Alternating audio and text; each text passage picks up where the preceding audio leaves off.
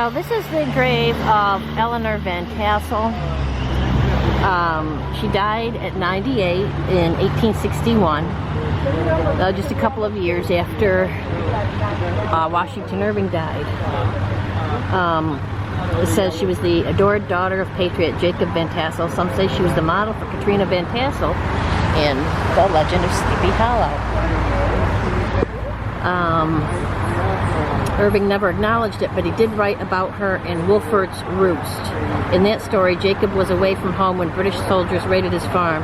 When one seized Eleanor, the women folk snatched up mops and brooms and clouted him until he let her go. In later years, Irving bought the Van Tassel homestead and named it Sunnyside.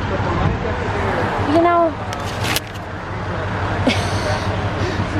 could the people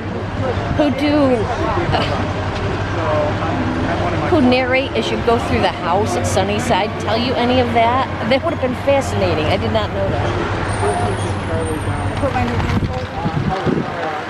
They just, in my humble opinion, it was a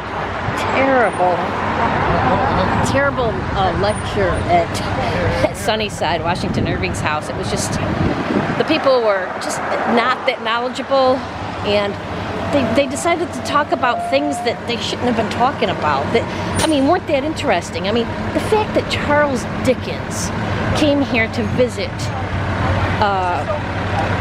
Washington Irving, they don't even mention that, you know. But they're like, well, his cousins, we think, were doing seances in the room, you know.